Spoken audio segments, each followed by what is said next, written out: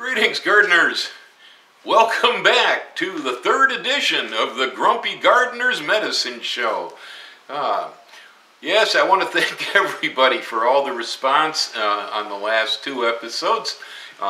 It's been rewarding, really. I'm enjoying it here myself. I'm going to have to get back to one person who did bring up about salt and gout. I had denied salt because I don't use much salt. It's not a thing I've done most of my life, but I just remembered that pot of pinto beans I cooked, I over-salted it. And yeah, it could have definitely been part of this equation. I'm starting to look at the salt intake. I get most of it, I think, when I eat out, than when I eat in. But in this case, I overdid it. Anyway, thank you for that comment. It was valid, even though I denied it in the email. Otherwise, I got back an awful lot about the statistics I put out on teenagers, on the suicide rate and the decline in drug use and so on. And some real interesting stuff came up. I was impressed with some of this. It got me thinking. One gentleman had mentioned that part of the reason that we have so much depression in the country today is the loss of jobs. And I connect the loss of jobs mostly to the depression system of education, the model that we've adopted over the last century and a half or so. The way we attempt to socialize kids so that they will hopefully come out of school ready to enter the job market. That's the idea, and I don't mean that they're prepared with job skills, they're not, but that the mind has been shaped to listen to the boss, to listen to the president, to listen to authority and so on, and we don't stress critical thinking in school. In fact, it is repressed to the max. Just try it. I did, and it doesn't work out under the system we have. And because the system was designed mostly during the 20th century and really honed after World War II, that system was designed to get kids set up so when they come out, they grab their lunchbox, a gray suit, and get in line for corporate industry in America today. And there was a promise at that time. We called it the American dream, that everybody come out of school, they get a good job, they get a pension and blah, blah, blah. That whole thing, you know what it's all about. I don't need to explain it. But that has fallen apart. Since the turn of the 21st century, it has definitely crumbled into ruin. And of course, so many people listening to their leaders have said, oh, well, it's all the jobs being pushed offshore, to China, to Mexico, to wherever they're going. And yeah, for sure, our government did not do enough to try to keep that work here. That's totally for sure. I agree with it. No argument whatsoever. But we have something else we need to face here. Even if these tariffs and restrictionist policies and so on actually do bring some of this work back home, the whole idea backfires because it just creates adversity around the planet, makes things more expensive, and if those jobs come back home, they're not going to be taken by blue-collar Americans like they were in the 50s and 60s. They're going to be done by robots. I'm serious. Wake up, America.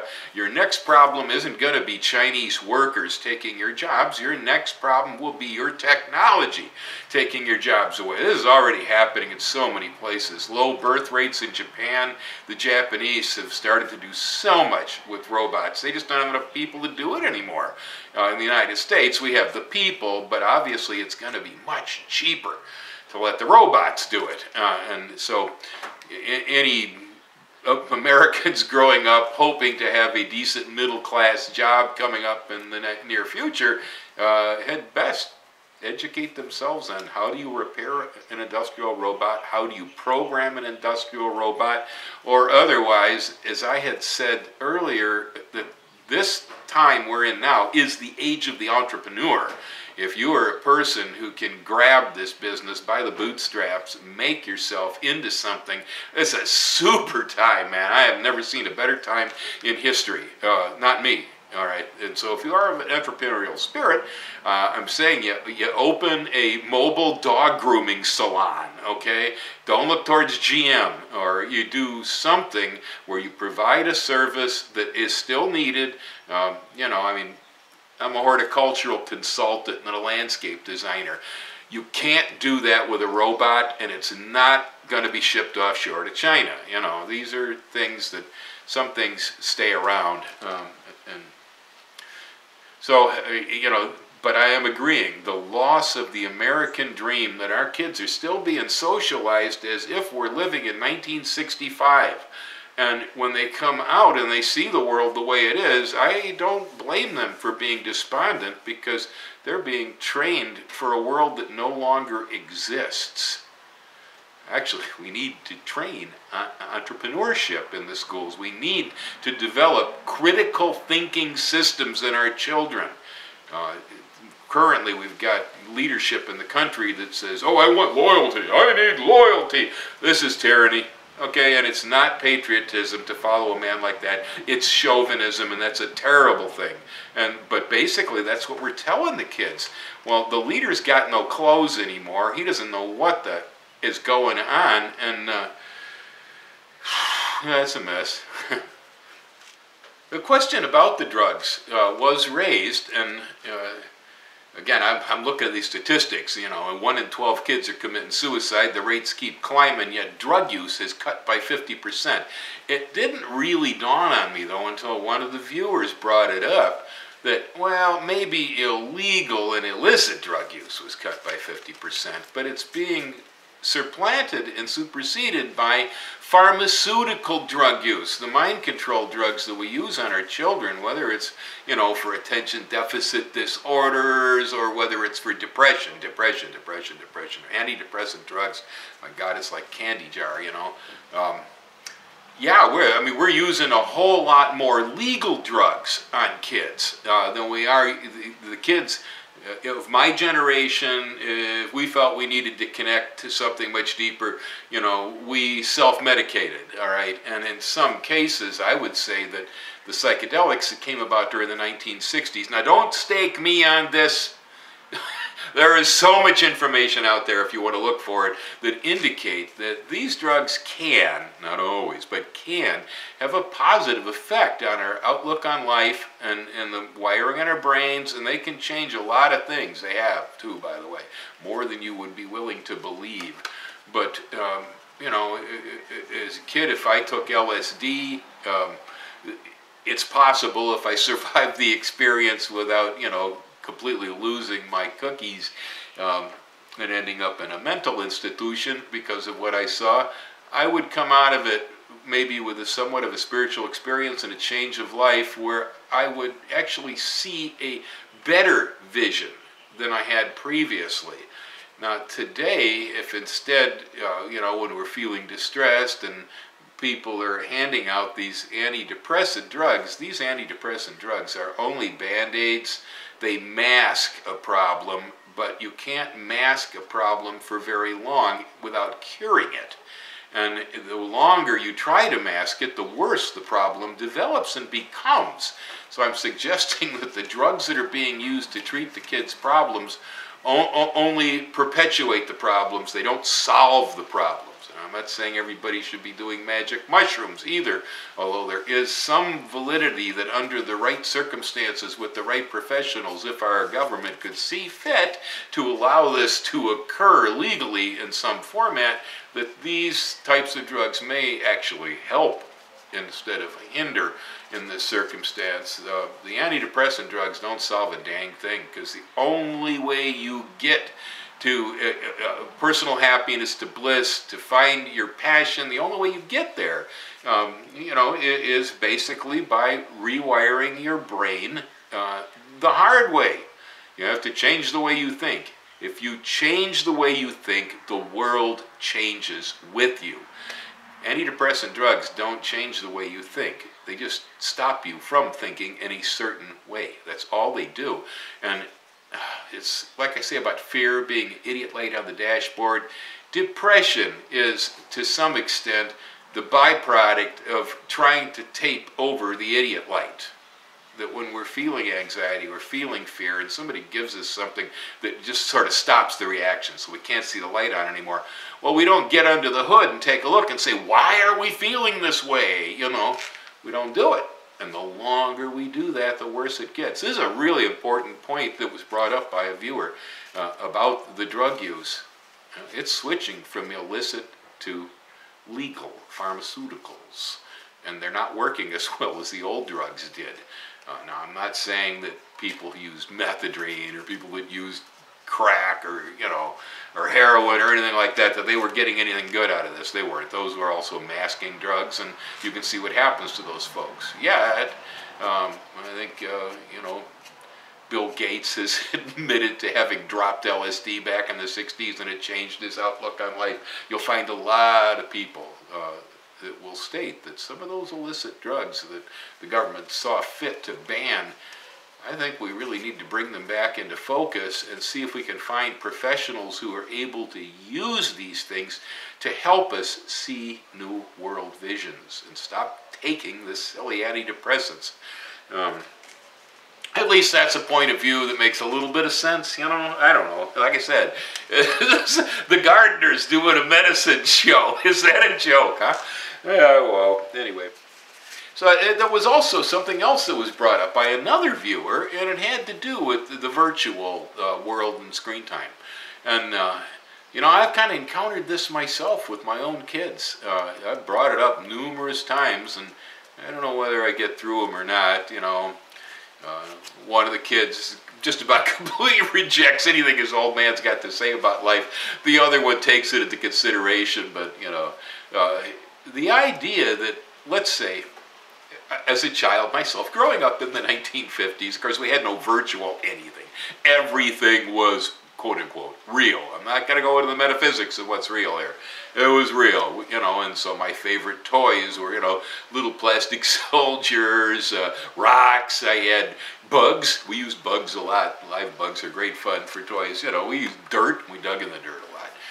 Seed pod sticks, blah, blah, you name it. You know, we had all kind of stuff. Yeah, we had little toy cap guns and stuff, too. Anyway, these things were all hard, physical, real. And the kind of imagination that we put into them by saying, well, we're going to build a city here in the sandbox, and we would build a city in the sandbox, you know, and we'd destroy the city, and there'd be floods from the garden hose, and so on. And I always said that everything I ever learned about soil engineering, I learned before I was 9 years old. It's really true. I still divert water in the gardens and things exactly the same way. So I had great training in agronomy as a small child. Everything we did was real. And we learned to take the real world and shape that world for our benefit, to our desires, okay? And I still do the same thing. That's why I'm here right now, okay? I am a digital image when you guys get to me, but the digital image is just a way of transferring the real guy with his real thoughts, and I'm connecting to your real heads over there, you know, and so it's a transference rather than a media. For me, this technology is a tool. That's all it is. I have no obsession with this. Now, every once in a while, you can get me to obsess about guitars. All right, yeah, I love guitars. I can just hold them. But when it comes to my technical digital tools, the materials and tools I use for creation of music, for creation of this image right here, well, I like a good tool, but it's a hammer, man. It's the same old thing we've been using for thousands and thousands and thousands of years. It's just more sophisticated. No change, okay? I'm hopefully dealing with a real situation in a real world, trying to solve real problems. Virtual is very much escapist and fits into the category of digital technology as filling some of the drug use, okay? You know, I question as to whether much of the virtual world that we've thrown up for ourselves actually makes the real world a better place at all, or trains young people to be able to grasp the physical reality they live within and to shape it in such a way that it pleases them.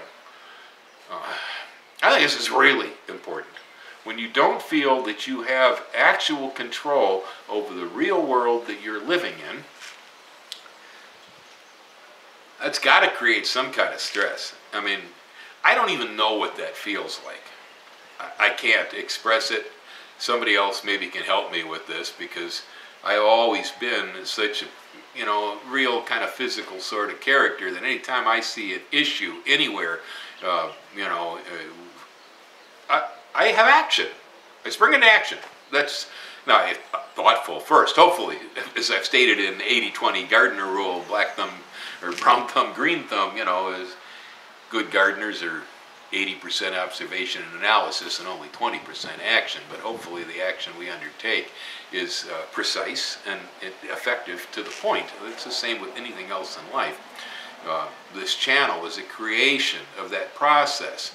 The fact that I don't spend much time worrying about having to work a dumb job for some bozo, or even being concerned where my next dollar is coming from, again, was another manifestation of my mind working with the physical reality of the world and trying to get it into such a shape so that Bill can sit here in front of the camera and talk, and in the meantime, dimes are rolling off a slot and hitting the bag behind my back over here, and I'm not paying any attention to them.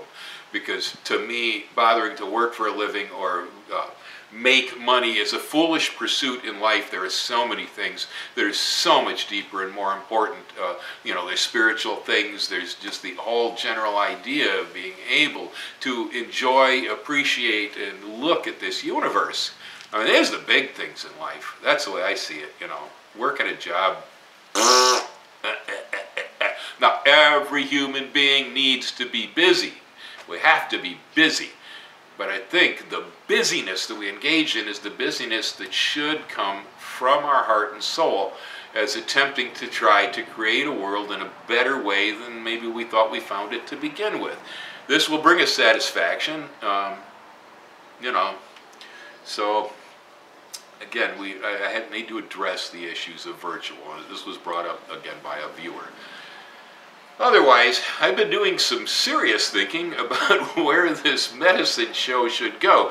Not being a medical professional and just being a guy out here who looks out at the world and says, duh, what is going on? I'm learning more from you than you probably learned from me on this. But I think there is a place where I can really contribute into this idea.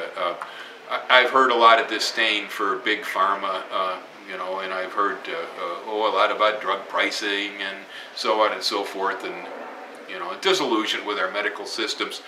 Well, one thing that us gardeners do have under our control, and that's the ability to grow medicinal plants in our gardens. And a lot of them are very, very effective.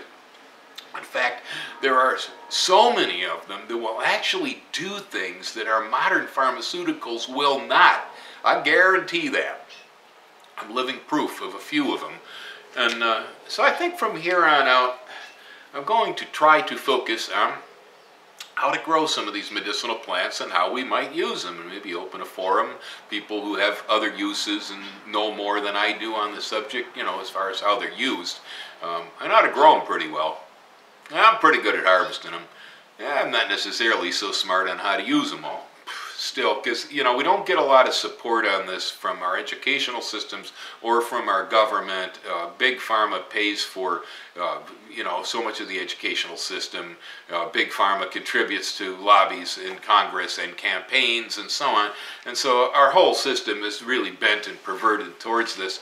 If you go, say, into Europe, England, and Germany, oftentimes when I'm looking for information on natural cures, I have to go to Europe to be able to find this information, where they have big pharma too, but it's not exclusive. It's not 100%. There's a lot of research on natural cures and herbs in Europe too. And so I think it's probably high time that the American public started just talking about this by themselves. The heck with the government and the heck with our medical systems. Let's discuss what it is that these plants seem to do for us, and So there's my plan. But first, the Grumpy Gardener's ankle has to get better, and then I will begin hobbling around out there in the garden again instead of sitting here in front of the camera. When that happens, we'll get out and I'll show you how we grow ginger. We'll talk about how turmeric's raised and harvested and blah, blah, blah, what you do with echinacea and so on. But for the meantime, I'm kind of stuck here. Today I'm going to see my general practitioner in Hilo, and I don't know how much good it's going to do, but it's, you know, one more thing. I've been using herbal remedies, I've been controlling my diet, I've been drinking a whole lot more water, blah, blah. And then I'm going to go see the doctor too, because I am not an exclusive thinker and I do not have a block monolith of belief on my life. I'll accept information from any place that seems like it might be accurate from my point of view. We're going to talk to the doc man. Aloha. Y'all have a wonderful day. See you later.